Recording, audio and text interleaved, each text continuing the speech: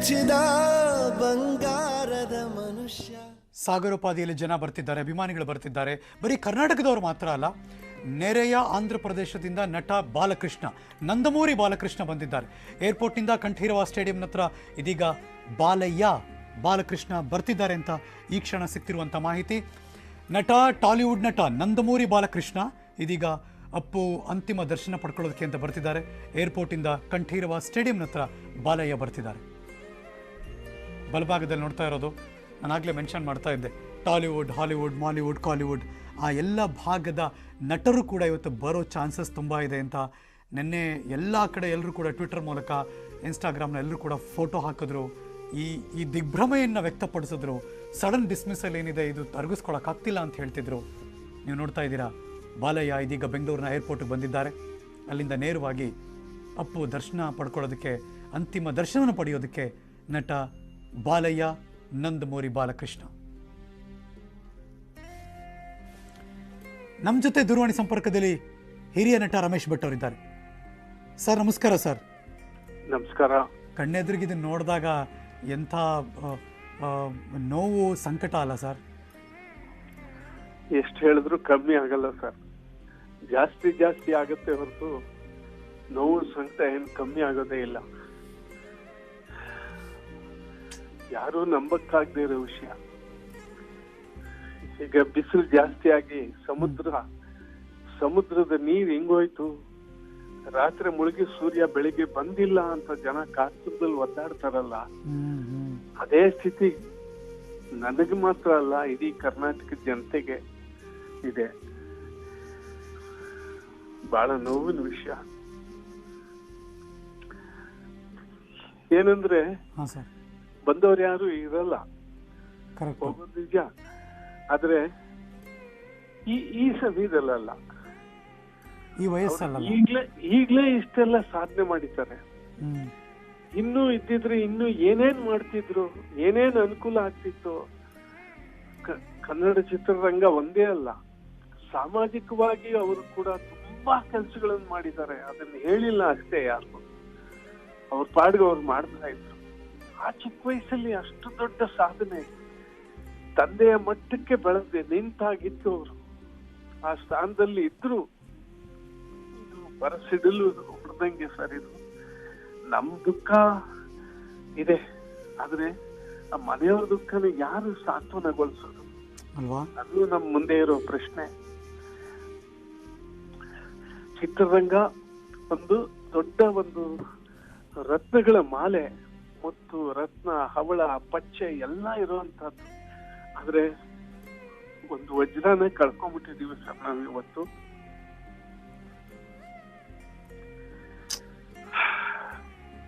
ತುಂಬಾ ಬೇಸರದ ವಿಷಯ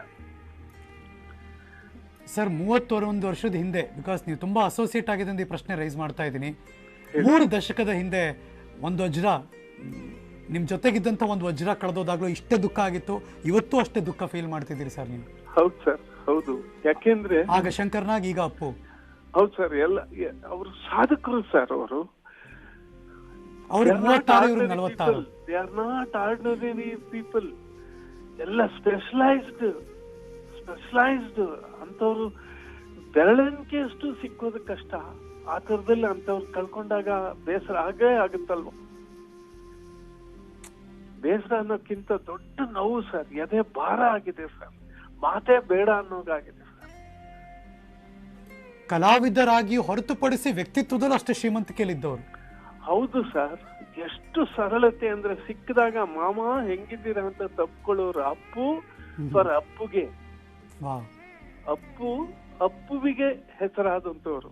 ಅವರ ಒಂದು ಅಪ್ಪುಗೆ ಎಷ್ಟು ಸಮಾಧಾನ ಕೊಡ್ತಾ ಇತ್ತು ಅಂದ್ರೆ ಅದು ಅನುಭವಿಸಿದವ್ರಿಗೆ ಗೊತ್ತು. ನಾನು ಅದಕ್ಕೆ ಒಪ್ತೀನಿ ಸರ್, ನೀವು ಹೇಳಿದ ಮಾತಿಗೆ. ಹೌದು ಸರ್, ಅದರ ಕಾನ್ಫಿಡೆನ್ಸ್ ಬೇರೆ.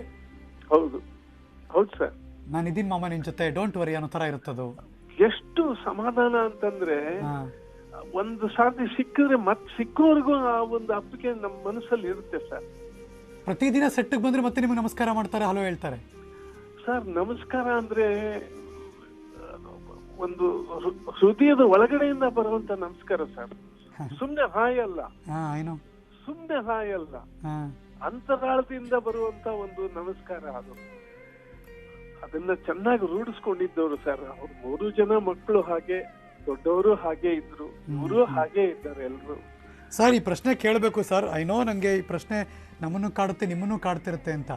ಆದರೂ ಸರ್ ಶಂಕರ್ ನಗರ್ ಹೋದಾಗ 36, ಅಪ್ಪು ಹೋದ ಈಗ ಹೋದ್ರು 46. ಯಾಕೆ ಸರ್ ಹಿಂಗೆ ಇವ್ರು ಅಂದರೆ ಏನು ತಪ್ಪು ಸರ್? ಏನಾಗ್ತಿದೆ ಸರ್ ಹಂಗಾರೆ?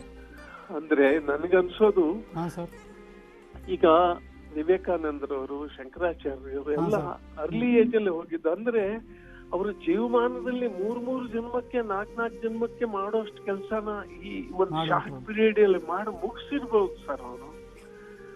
ಯಾಕೆಂದ್ರೆ ಅಪ್ಪು ಅವರು ಕೂಡ ಬಹಳ ಬೇಗ ಒಂದು ಅವರ ಕಾರ್ಯಪ್ರವೃತ್ತಿನ ಪ್ರಾರಂಭಿಸಿದವರು.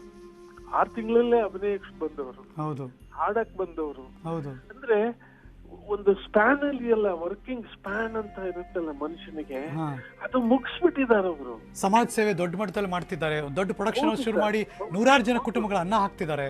ಹೌದು, ಎಲ್ಲವನ್ನೂ ಬೇಗ ಬೇಗ ಮಾಡಿ ಮುಗಿಸಿದ್ದಾರೆ. ಇದನ್ನೇ ಇಂಟರ್ವಲ್ ಅಲ್ಲಿ ಮಾಡ್ಕೊಂಡ್ ಬಂದಿದ್ರೆ ನಮ್ ಜೊತೆಲಿ ಇರ್ತಿದ್ರು ಏನೋ ಗೊತ್ತಿಲ್ಲ.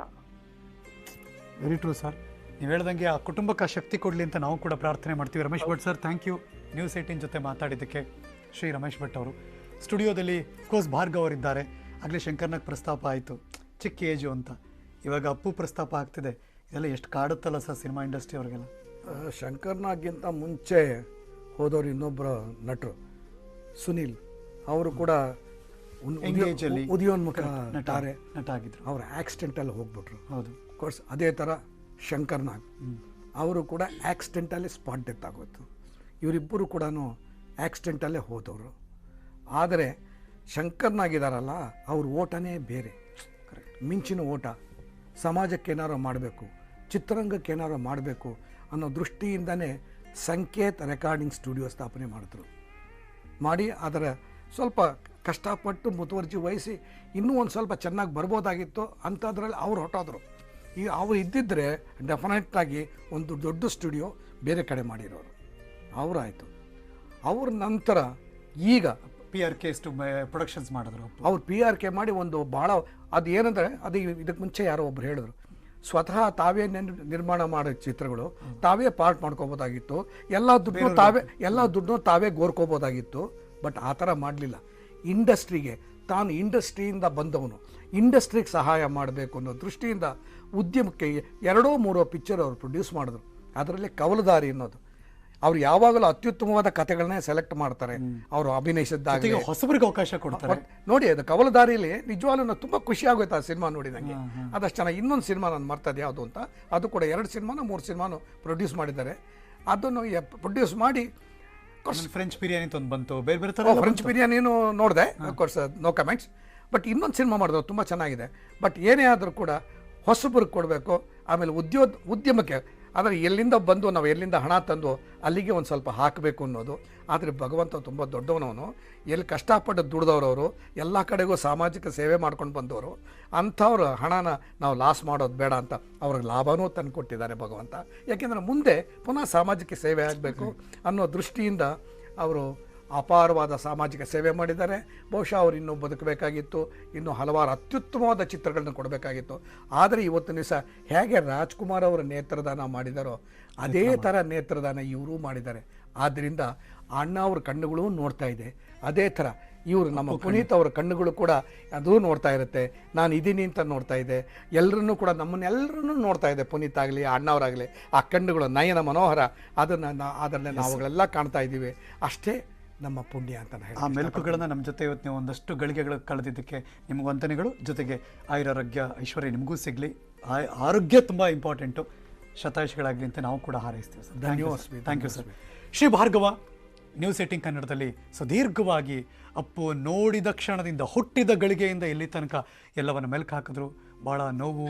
ಆ ಎಲ್ಲ ಗಳಿಗೆಗಳು ಕೂಡ ಏನಿದ್ರು ಈಗ ವ್ಯಕ್ತಿಯಾಗಿ ಇಲ್ಲ, ಒಂದು ಶಕ್ತಿಯಾಗಿ ನೆನಪುಗಳಷ್ಟೇ ಈಗ ನಮ್ಮ ಜೊತೆ ಇರುವಂಥದ್ದು ಅಂತ ಭಾರ್ಗವ್ ಸರ್ನ ಕಳಿಸ್ಕೊಡ್ತೀನಿ.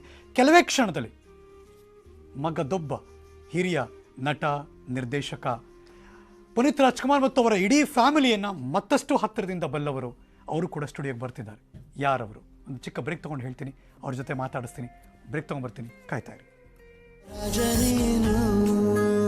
ರಾಜವಂಶದವನು ಒಳ್ಳೆತನ ಇರುವ